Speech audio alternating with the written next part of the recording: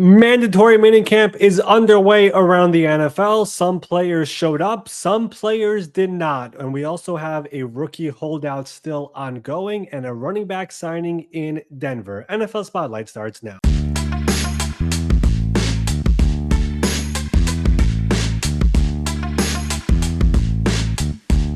Welcome in. It is the Wednesday, June 11th edition of the NFL Spotlight Show. I am your host, Ari Meirov. A busy Tuesday around the NFL. Over 20 teams had mandatory minicamp get underway. Before we talk about that, a reminder, yesterday was Tuesday. We had our special Spotlight guest of the week. We were joined by New York Giants wide receiver Darius Slayton, going into his 7th year with the organization. Led the team in receiving in the first 4 of his 5 years with the team, but it was not with his shares of ups and downs and taking money away from him and getting money after. There was a lot of really, really good stories and conversation with Darius. If you've not heard that conversation yet, go back one episode and check it out. As for today, let me bring in my good friend Ben Allen. Ben, what is going on? It's great to see you. It was an action-packed Tuesday around the NFL. Yeah, no kidding. You know, the mandatory mini camps really create a whole lot of stories with what you're saying, like who's there, who's not. But the big story has to do with what's going on with Shemar Stewart. You know, there's 32 players taken in the first round of the NFL draft.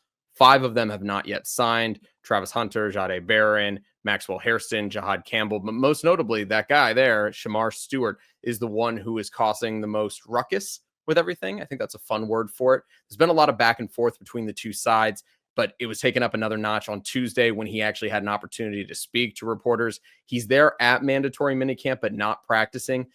In part, he said, I'm 100% right. It should be a no-brainer. The Bengals just want to win arguments more than winning games, in my opinion. This, of course, is coming off the heels of Mike Florio's reporting that the holdup has to do with a clause in the contract with the Bengals that would ultimately impact what money he's getting.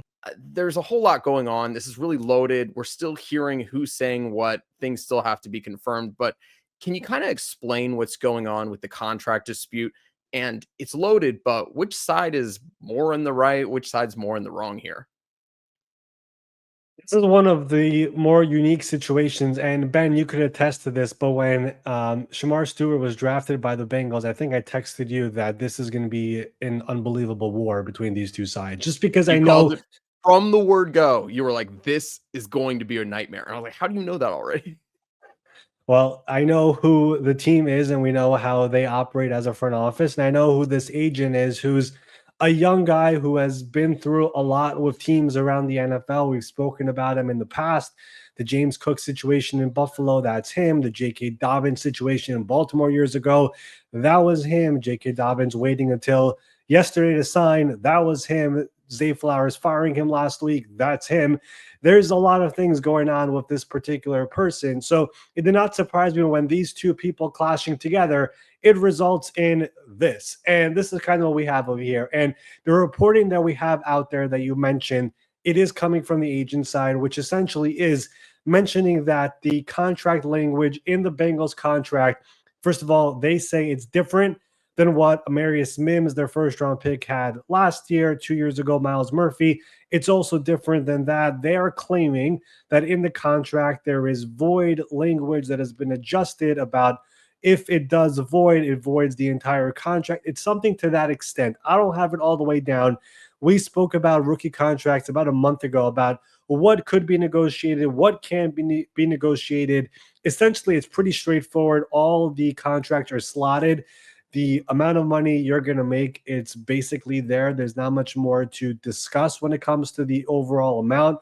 All first-round picks get fully guaranteed money. Some of the things you could discuss is when you get the signing bonus money, and then void language and offset language, and that appears to be the problem here. The issue is the team he is dealing with is the Cincinnati Bengals, and when they are dug in, they are one of the very few organizations that are truly dug in. And that is part of the problem over here. So you have two sides that are dug in. And the overall perspective here that I think is worth mentioning and just I think should be clear to everybody, especially the people in Cincinnati. Last year, you guys had this historic year out of Joe Burrow, what Jamar Chase did, Trey Hendrickson leading the team in sacks. they started the year off slowly, as we all remember. They lost that week 1 game to Gerard Mayo and the Patriots. In part, the reason is the amount of distractions they had last year leading up to the season. That was the Jamar Chase negotiation, T. Higgins not getting his contract. It was all bubbling over the entire organization. And some people on the record mentioned that as the year went on and when the season officially ended. I think the Bengals, why would you do this again? I mean, you obviously got Jamar done, you got T done, you have Trey Hendrickson, who has been fuming all off season long, and now you have a rookie player who you were hoping who could become the next player after Trey Hendrickson, or at the very least be there with Trey Hendrickson, who can't even get on the field for mandatory minicamp or training camp because his people are like, you're not getting on the field until we figure this out. Other rookies around the NFL are going on the field even without a rookie contract. They signed an injury waiver, but like we said before, this agency, they're very different and very tough. And some teams don't have the best relationship with them, and that's fine. But they do it the way they do it. The Bengals do it the way they do it. And overall, is it really worth it when you have an organization and a team right now that should be in the playoff conversation and wants to bounce back after last year? I don't think it's worth it. It's such little details that should not have much of an effect in the overall 4 years this guy is going to be under contract. It's such a minor thing for the team to just give in on. If that's what they're reporting, if that reporting is true, that they just should give in on it. So I don't know what they're going to do over here. Both sides are dug in. And Shemar Stewart, I would say this. He should not have spoken publicly yesterday. That was not smart. There's no reason to take shots at the organization. There's no reason to even take a minor shot there at Trey Hendrickson. It was not on the screen before, but he mentioned that Trey is probably right in everything, but he might be 1% wrong because he's under contract and I'm not. Like, why even say that? Why take a shot at your own teammate? So it's better off just to stay quiet and let this thing be handled and eventually gets done. All NFL teams essentially go into a vacation right now next week, about 6 weeks until training camp gets underway. Maybe negotiations will continue, maybe it doesn't, but I think it would be just a complete disaster for the Bengals to go into training camp with this not done. So we're going to see what these next few weeks give us, but to this point, they're just dug in. So you called this immediately that there was going to be an issue between Shamar and the Bengals just based off of the personalities that are involved on both sides. If that was the case, what were the Bengals thinking by selecting him with that first round pick? There were other guys that were available. Did they think deep down they were going to be able to kind of push through these issues and become the victorious ones earlier than mandatory minicamp? Or were they just ultimately like, he's the best player, we're going to do this no matter what, figure it out on your end? Agents play a big role around the NFL, but I don't think NFL teams go into the draft and are like, "Oh, we're not going to draft you because of your agent." It's pretty rare, I would imagine. I don't think it happens that much. I could definitely be wrong. Maybe some agent and GM just don't get along with each other, and there's no way in the world I'm going to draft your player. I don't know. I've never heard that story before. I don't think that's what's going on over here. I think the Bengals chose the best player for who they think who could help this team with new defensive coordinator Golden, and to this point, he's just not been on the field, and that's been the issue. Now, I don't know. Again, I don't know the story from the Bengals side. I know the reporting that is out there is coming from Shemar's side. I know that for a fact. So I have not heard the Bengals' perspective on all of this, but I also wonder if the Bengals are trying to use this younger, he's experienced, but not as experienced some other agents, to try to use him as an example to reset essentially some of the precedents in their rookie contracts. Maybe they're trying to do that. But again, according to the reports out there, what they're trying to change was not changed with Amarius Mims and was not changed with Miles Murphy. And if that's the case, I get where Shemar Stewart is coming from in this scenario. But I don't think the Bengals went into the draft and were like, oh, we're not going to take this guy because of the agent. If they like the player, their scouting staff, which is the smallest scouting staff in the NFL, love the player. They took the player because they believe he could help the team. And it makes sense because that defense was pretty bad last year besides for Trey Hendrickson. So I get that part of it, but I think I saw it for a million miles away that this could happen. I thought it would happen with a second contract. I didn't really think it would happen with a rookie contract, but here we are. And it's not just me, Ben. People behind the scenes in the NFL who understand all this stuff, they saw something like this coming at some point. It's interesting to me because you've got the opposite happening with teams like the Houston Texans, who became the first team to give a second round pick a fully guaranteed contract. Carson Schwarzenegger then also got it from the Cleveland Browns. The rest of the second round is to be figured out at a TBD later date. Do you think that the Bengals were always going to do this regardless of who they took? And do you think that this is going to be something in the future that kind of dissuades maybe free agents or even guys that are going to be draft prospects from saying the Bengals are trying to pull a fast one on us? Like, what is the thinking with all of this? I don't see the benefit in creating a problem for something that maybe in the grand scheme of things just kind of like a small amount of money, right? Like I know rookie contracts are going up in price, but to me it doesn't check all the boxes of like being a strong approach to how you want to build your roster. I don't see it becoming a long-term problem. The only way it becomes a problem in my mind is if you're a free agent and you have this offer, let's just say 3 years, $60 million from the Bengals, but you also have 3 years, $60 million from the Browns. You could look around and say, well, the Browns historically are better when it comes to paying players. So I'll go there to avoid that problem. But the Bengals are currently the better team. Like you really have to balance all this stuff when it comes to all of it. But I don't think it's going to become a problem overall when they've wanted to get free agents and they're willing to pay. They usually get those free agents. Let's not forget, they got Trey Hendrickson. They signed players I remember over the years, DJ Reader, Von Bell, like all these players they were signing as free agents and they were bringing into their building because they paid the most money to get these guys there. That's the way the business of football works. Like we had Darius Slayton on the show yesterday, the Tuesday Spotlight guest. We asked him about his free agency. He's mentioned that he calls players and other teams to figure out what the environment is in those organizations. But ultimately, what matters is the money. If the money is the best in Cincinnati, that is where players are going to go to. Are agents around the NFL telling players, like, listen, this thing could happen down the line? Maybe they are, but this is the way the Bengals have always been. It's been their history for a long time. We've mentioned all the examples. Go through T. Higgins before he got his deal, Jesse Bates over the years with Carlos Dunlap and Carson Palmer and TJ Hushman. Like there are so many players over the years who have had contract disputes with this organization. It's the way they operate. It's not the richest ownership group in the NFL. All ownership groups are rich, but when it comes to the echelon of 1 to 32, they're near the bottom. So every dollar counts for them and they literally count it one by one. So that's just the way they operate. I don't know why they're doing this to Shemar Stewart. If again, the reporting is accurate with what is going on, but this is the scenario right now, and this is what's going on. And you mentioned something interesting before about the second round picks. The first two picks of the second round so far have signed. The next 30 picks have not signed, and that's because the first two picks in the second round got fully guaranteed contracts. If the third team picking in the second round right now actually was the Bengals, I do believe they would be holding up the entire second round going into training camp and most of training camp. That's just the way this organization operates. So luckily for the rest of the second round, it's right now the Seattle Seahawks picking there with their pick with Nick Mawari, the safety. We'll see if they give him a fully guaranteed contract. But I guarantee you, if that was the Bengals there, the rest of the second round will be waiting right now because there is no way they would change precedent and give a fully guaranteed contract there. So it's a really, really fascinating conversation. I never thought rookie contracts could be this much of a conversation, but it is this year because of what is going on with the Bengals in the first round and what's going on there in the second round with the first two picks getting fully guaranteed deals and everybody else waiting to get the same thing. And the team picking third there, not willing to do it, at least so far. Well, Shamar is not the only one who's having some contract issues, and then that ultimately trickling down into participation at mandatory minicamp. And in these cases, these guys actually showing up at all.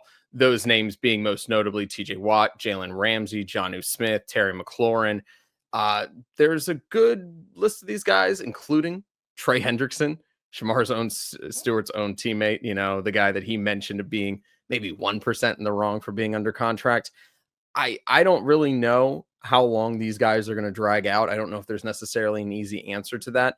But do you expect any of these getting to a point where it is getting more contentious than it already is? Or do you imagine that some of these guys, like a TJ Watt, for instance, maybe are just putting that extra little added pressure, but you see there being a resolution here in the near future?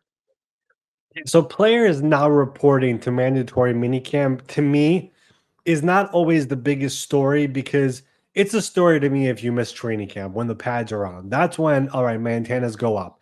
If you do miss mandatory minicamp, you are fined every single day. It's about $103,000 total over the course of the 3 days. But unlike training camp, those fines are actually allowed to be forgiven. So the team could give it back, even though they fined you and they have to fine you according to the CBA. But these are players just making statements that they are not happy with their current situation. TJ Watt, Terry McLaurin, Trey Hendrickson, and Jonnu Smith are all contract related. Jalen Ramsey is trade related. We're just waiting for him to get traded and if any team is willing to take on his contract. But that's all it is. It's more of like, listen, we're not happy where it is right now. You guys got to step up your offer, and we're not going to show up for these 3 days where the rest of our team is there right now. That's essentially what it is. We've gone through every single one of these over the last few weeks here on NFL Spotlight.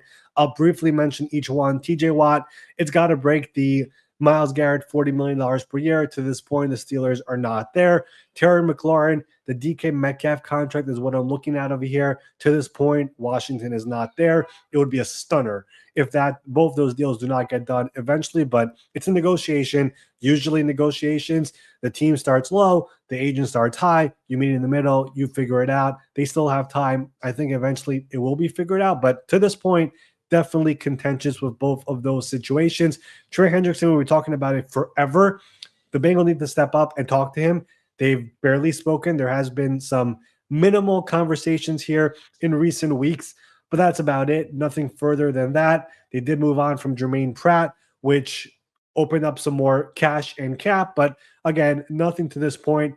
And like we've said for many times here on the show, Hendrickson is now looking to become the highest paid defensive player in NFL history or a defensive end or whatever. He just wants to get the proper market value.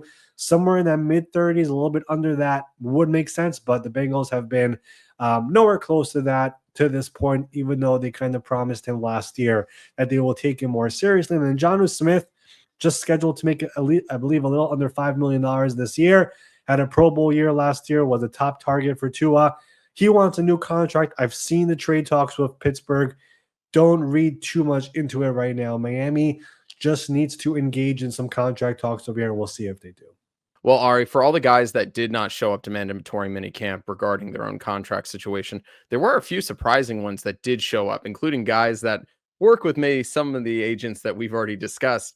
James Cook, I was shocked to see that he's out there. What do you make of the guys that are in contract disputes right now that did show up? And what do you make of conversations with Jerry Jones and Micah Parsons taking place on the field for 30 minutes?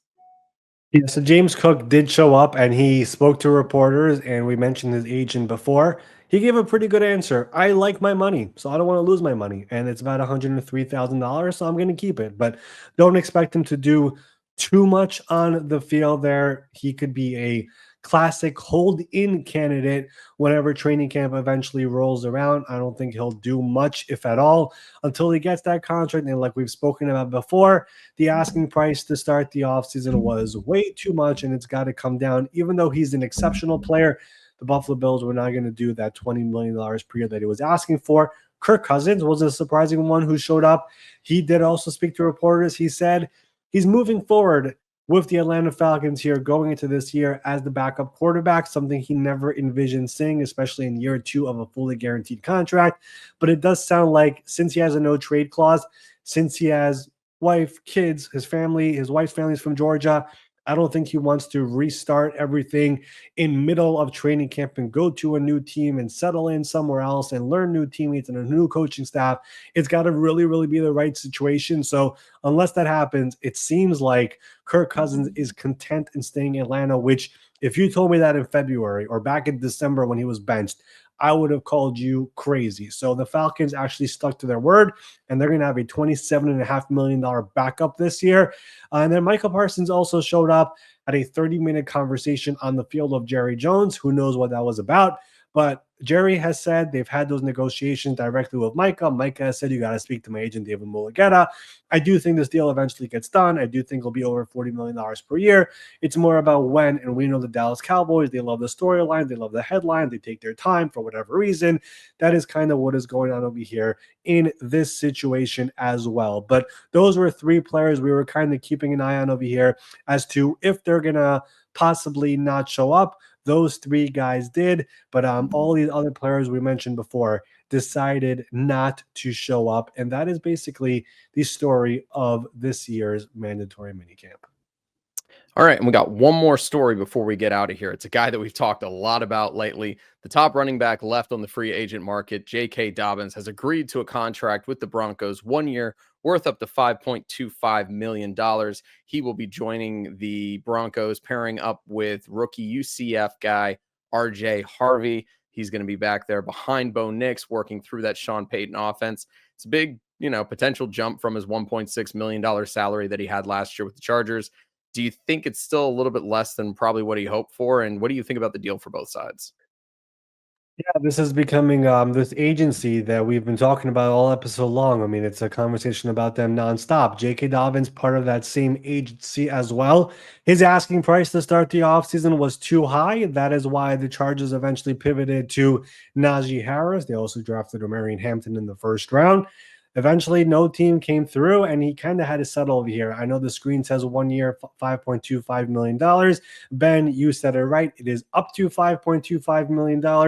The up to is doing a lot of work over here because the actual base value of this contract is 1 year and about $2.7 million. The rest of the money is in incentives with rushing yards and stuff to that nature. But Dobbins was hoping that he had a incredible year last year with the Chargers. Did have a short stint on IR, but when he was healthy, when he was on the field, he was a comeback player of the year finalist as well. But the running back situation with the draft that we just had, it's such a loaded class that he was never going to get the money that his people were asking for. And as a result, he remained a free agent into June. He took that visit with the Broncos. We spoke about it when he did that visit, and essentially they had a good idea of the numbers this deal was going to come in. And overall, you look at Denver and what they've done this offseason, what they did last year, the surprise playoff appearance that they had last year with Bo Nix, the offense they really have right now with Bo, J.K. Dobbins, R.J. Harvey, who Sean Payton was very high on when they drafted him. And of course, the receivers with Cortland Sutton, who needs an extension, but you have guys like Marvin Mims. They love this guy, Vele, who has been showing out so far in minicamp. They signed Evan Ingram. Their offensive line is a top 5 offensive line in the NFL, in my mind. Their defense might be, you can make an argument, as the best defense in the NFL. So I really like what the Broncos are building. I just look at their division. Of course, 3 teams made the playoffs last year from that division, but Chiefs, difficult team. Chargers, difficult team. The Raiders, the improvements they've made this year, I think they could be a sneaky good team this year. And of course, the Broncos. The AFC West is shaping up to be one of the most entertaining divisions going into this year. And it's going to be a battle to see who wins that division. I think every year it's been the Chiefs forever. I still will call the Chiefs the favorites, but they're going to have some serious competition there this year of what this division holds. And the coaches, by the way, in this division, unbelievable, Ben. I mean, Sean Payton, Andy Reid, Jim Harbaugh, and now, of course, Pete Carroll coming in as well. Just remarkable. Fun times in the AFC West. It seems like the West divisions always seem to have a whole lot of chaos. And I guess the NFC North is probably right up there as well. But we'll be covering it all as we go along this off season. You and I keep talking about taking time off. It's probably not going to happen. We have fun doing this every single day. We have got some more spotlight guests lined up. We're going to be doing some more recording of those this week. Definitely make sure you're hitting subscribe on Apple, Spotify, and YouTube to follow along with all those. Go back, watch Darius Slayton from yesterday. A lot of fun stuff there. Also did my rejected questions segment with him, where I got him to react to the fact that he dropped a pass in the new Madden trailer, which he was not too happy about. So check that out as well. Ari, unless you got anything else, let's take him home. That will do it here for our Wednesday, June 11 edition of the NFL Spotlight Show. We will be back here tomorrow morning. As always, please make sure to rate, review, subscribe, leave a comment, tell us who you want to see here on the show, and we will see all of you here tomorrow morning.